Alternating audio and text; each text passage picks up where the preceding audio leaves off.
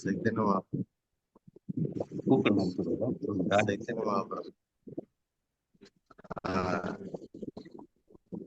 நாம சங்கீர்த்தனத்தை நமக்கு கொடுத்தாங்க. அதாவது ஆடுங்க பாடுங்க சாண்ட் அண்ட் டான்ஸ்.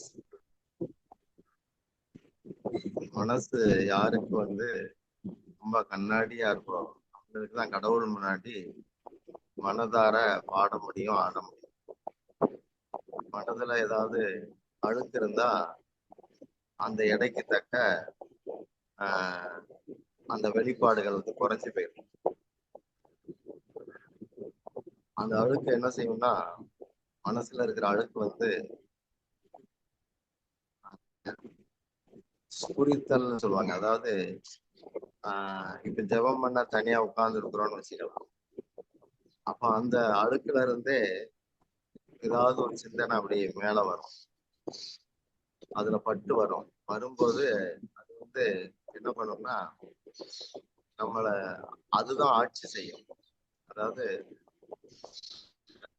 அழுக்கு அப்படி ஒரு குணம் உண்டு. நல்ல ஒரு எறும்பு தான், ஆனா துரு வந்துருச்சுன்னா அது பார்க்க ஒரு எம்மியா இருக்கும். ஆனா அப்படி வளர்ந்து அதோடைய ஆளுமையை காட்டிக்கிட்டே இருக்கும். கடைசியில ஒன்றும் இல்லாம அது மட்டும் இருக்கும், முடிவுல அதுவும் இல்லாம போயிடும். அது மாதிரி நம்முடைய எண்ணங்கள்ல கிருஷ்ணரை பத்தி நினைக்கலாம், நிறைய படிக்கலாம், அதை ஆசைப்படலாம். ஆனா வேற சிந்தனைகள்லாம் அந்த அழுக்குல இருந்து விருத்தியாகக்கூடியது அதை டாமினேட் பண்ணும்.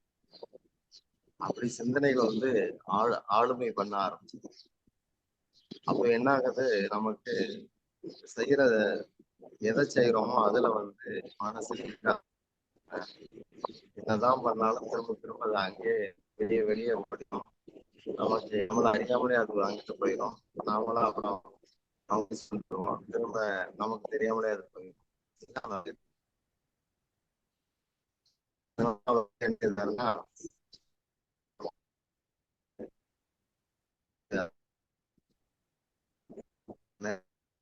தியானம் பண்ணுவாங்க. அது கூட நாம சங்கீர்த்தனம் பண்ற போது நவ திருப்பதிகள்ல ஒரு கோயில்ல எதுக்கு இப்படி ஆடுறீங்க, பாடுறீங்க, துதிக்கிறீங்க, அதெல்லாம் அவசியமா? அமைதியா வந்தோமா போனோமான்னு இருக்கணும். ஒரு இடத்துல உட்காந்து அமைதியா தியானம் பண்ணா 4 பேருக்கு இடைஞ்சல் இல்லை அப்படின்னு சொல்லுவாங்க. ஆனா ஆழ்வார்கள் அப்படி செய்ய சொல்லல. ஆழ்வார்கள் கால் பின்னங்கால் பின்னாடி பாதத்துடைய பின்பகுதி அது பெரட்டியில இடிக்கிற அளவுக்கு குதிச்சு குதிச்சு பாடுறாங்க. அரங்கன் சன்னதியில அவங்க உடம்பு அப்படி வளைச்சதுனால அதெல்லாம் பிழிஞ்சு சகதி ஆயிட்டு அந்த இடமே வேர்வையால. அதை நான் சந்தனமா பூச போறேன் அப்படின்னு பாடுறாரு. அப்படிதான் என் சொல்லியிருக்கிறாங்க. நல்லா ஆடுங்க பாடுங்க. அப்ப என்ன ஆகுதுன்னா மனசு ஃப்ரீ ஆயிடும். மனது சும்மா கூட்டத்துலதான் ஆடணும் அப்படிங்கிறது கிடையாது, தனியாவே ஆட வேண்டியதான. கண்ணனுடைய குரல் இசையுடைய அர்த்தமே என்னன்னா, அது ஒரு தந்தி கருவி மாதிரி, வயர்லெஸ் மாதிரி. அது ஒரு கருவி. ஆத்மா பரமாத்மாவோட இணங்கி போறதுக்குள்ள அழைப்பு தான் அதுல இருக்கு, அந்த குழல் ஓசையில. அப்படி நல்லா ஆடுங்க பாடுங்கிறத ஒரு மார்க்கமா அவர் கொடுத்தாரு. அதுல என்ன ஆகுதுன்னா, நம்ம அறியாமலேயே பேங்க்ல நம்ம நிறைய பணம் போடுற மாதிரி ஆட்ட பாட்டுங்கிறது. தெருவுல நகர்த்தீர்த்தன் போறோம், நமக்கு தலையெழுத்துல இருக்கும், ஒரு பெரிய அவமானப்பட்டு 4 பேர் சிரிக்கிற மாதிரி ஒரு அவமானம் இருக்கும். தெருவுல நம்ம கைதட்டி பாடும்போது அதை பார்த்து 4 பேர் சிரிப்பான். அந்த அவமானம் எதிரே கேலியாயிடும், இதுல கழிஞ்சது. அப்ப நாம ஒரு சிக்கல்ல இருந்து ஃப்ரீ ஆயிட்டோம். இப்படி பஜனையிலையும் சங்கீர்த்தனத்திலையும் இதுகள்ல என்ன ஆகுதுன்னா, நிறைய நாம ஃப்ரீ ஆகும், கிளச்சஸ்ல இருந்து விடுபடுறோம். நிறைய பிடிமானங்கள் இருக்கு, அது எதுன்னு நமக்கே தெரியாது. எந்த எண்ணம் நம்மளை ஆட்சி செய்து நாம ஒரு நாளைக்கு எவ்வளவு நேரம் கிருஷ்ணர் நினப்புல இருக்க முடியுது, மற்ற நினப்புல எவ்வளவு நேரம் இருக்கிறோம், இதை வச்சு பார்த்துக்கலாம், தெரிஞ்சுக்கலாம் யார் நம்மளுடைய இதய சிம்மாசனத்துல உட்கார்ந்து இருக்கிறா அப்படின்னு அதுலயே தெரிஞ்சு. கிருஷ்ணரா வேற எதுவுமா?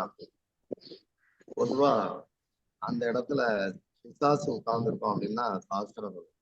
பிசாசுனா சோம்பேறித்தனம். அஹ் ஒரு சோம்பேறிட்ட ஒரு சின்ன வேலையை கொடுத்தா கூட அது ஒரு மலைப்பான வேலை மாதிரி ஆக்கிடுவான். ஆனா சுறுசுறுப்பான ஆள்கிட்ட ஒரு பெரிய வேலையை கொடுத்தா கூட சிம்பிளா பண்ணி முடிச்சிடலாம். இதெல்லாம் சின்ன சின்ன லாஜிக் தான். அப்போ இதயத்துல வந்து அப்படி எந்த எண்ணம் வந்து நம்மளை ஆளுமை பண்ணுதுன்னு நாம கண்டுபிடிக்க முடியும். தெரியாது கிடையாது. அது ஏன் நம்மளை ஆட்சி செய்யுது, அதுல இருந்து நான் ஏன் விடுபட முடியல, அதுக்கு நான் என்ன பண்ணலாம், அதை குருவிட்ட கேட்கலாம். ஆனா சைதன்ய மகாபிரபு எளிமையா சொல்லிட்டாங்க. நீங்க நல்லா ஆஹ் 4 நல்ல குணங்களை உங்களுக்குள்ள விருத்தி பண்ணுங்க. பணிவு, பொறுமை, அடுத்து மதிப்பளிக்கிறது, மதிப்பு எதிர்பாராம இருக்கிறது. இதெல்லாம் உங்களை வந்து நல்லா ஆட பாட செய்யும் அப்படின்னு சொல்றாரு. கீர்த்தனியா சதாகரி அப்படிங்கிறாரு. அப்படிதான் நாம கொண்டு வரணும்.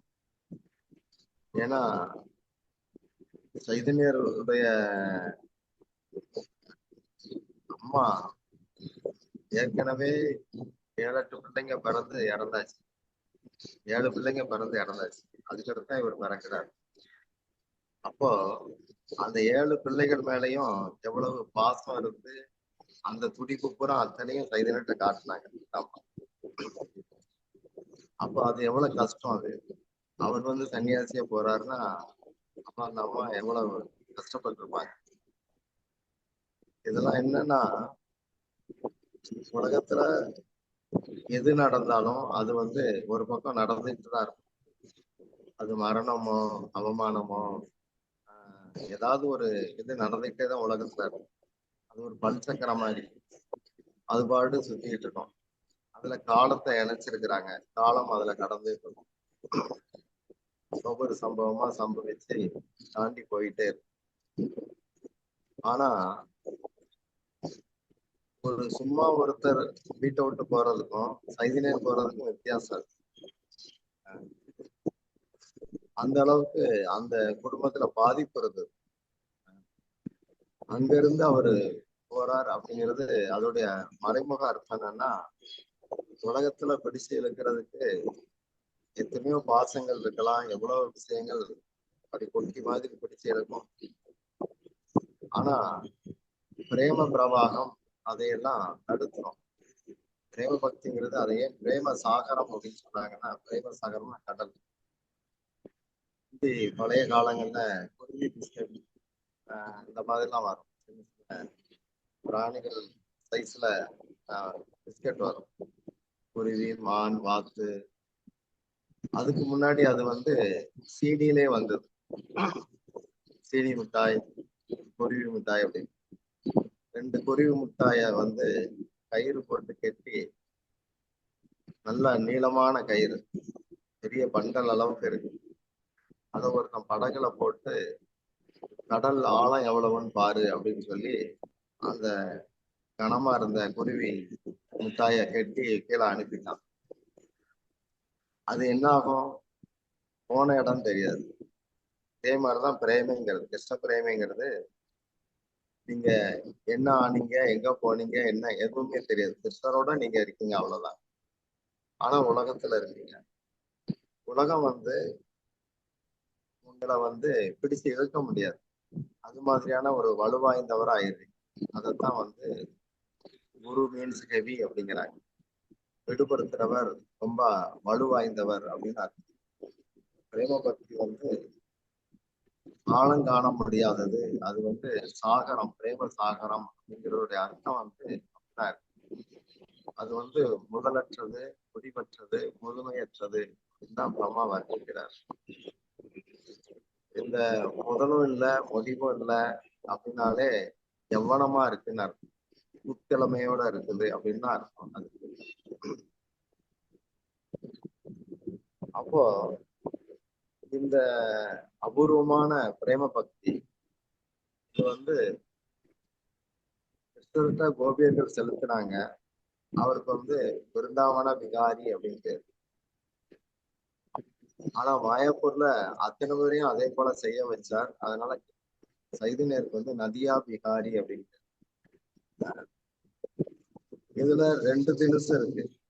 இருக்கிற இடத்துலயே இறைவனை நினைச்சு உருகிறவங்களும் இருக்கிறாங்க, பல பேருக்கு சொல்லி உருகிறவங்களும் இருக்கிறாங்க. சொல்லி உருகிறவங்களுக்கு கீர்த்தன் விக்கிரகம் அப்படின்னு சொல்லி கௌர்னித்தாய் விக்கிரகம் இருக்கு. இருக்கிற இடத்துல இருந்து உருகிறவங்களுக்கு கௌர் கதாதர் அப்படிங்கிற பஜன விக்கிரகம் இருக்கு. பஜனா மூர்த்தி, அது கீர்த்தன் விக்கிரகம், இது பஜன் விக்கிரகம். இப்படியெல்லாம் நமக்கு நம்ம மார்க்கத்துல பிரேமையை பெறுறதுக்கு மகாபிரபு பல வழிகளை காட்டி இருக்கிறார். மற்ற இடங்கள்ல நீங்க அந்த அளவுக்கு இவ்வளவு விஷயங்களை பார்க்க முடியாது.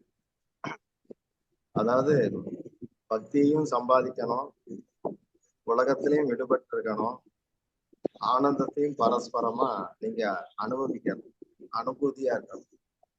மற்றதுகள்ல ஞானம் பிரதானமா இருக்கும், பக்தி பின்னாடி கிடக்கும். இல்லாட்டி கர்மம் பிரதானமா இருக்கும், பக்தி பின்னாடி கிடக்கும். நம்ம இதுல பக்தி மட்டும்தான், அதுல ஞானம் கர்மம் பற்றிய பேச்சே இல்லை, அந்த கலப்பே இல்லை. இதுல ஞானத்தை செலுத்தினாலும் அது பக்தியா தான் வெளிப்படும், கர்மத்தை செலுத்தினாலும் அது பக்தியா தான் வெளிப்படும். எதை செஞ்சாலும் அது ஈஸ்வர் மேல இருக்கிற உன்னத அன்பாகத்தான் வெளிப்படும் அப்படிங்கிற மாதிரி சைத்தன்ய மகாபிரபு கோஸ்வாமிகள் மூலமாக நமக்கு மார்க்கத்தை கொடுத்தார். அதை சில பிரபுபாதா பக்தி சித்தாந்த சரஸ்வதி கோஸ்வாமி தாக்கூர் கௌடிய மடங்களை ஸ்தாபிச்சுட்டு அது மூலமா அந்த தெளிவான விஷயங்களை வந்து ஆச்சாரியர்கள் மூலமா கொடுக்கிறார். நாம வந்து அதுல எந்த அளவுக்கு பங்கேற்கிறோம் அப்படிங்கிறது ஈடுபாட பொறுத்து. சும்மா மட்டும் படாமலும் இருக்கலாம், இதுல மூழ்கியும் கிடக்கலாம், ஊர்கா மாதிரி ஓரமா இருந்தும் இருக்கலாம்.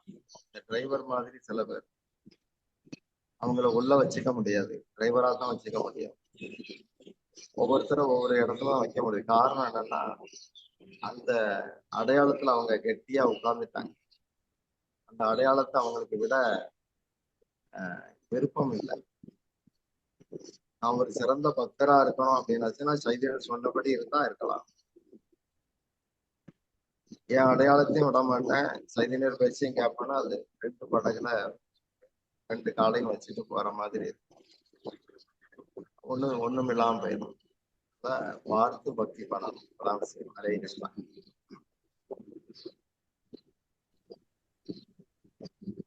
ஹரே கிருஷ்ணா.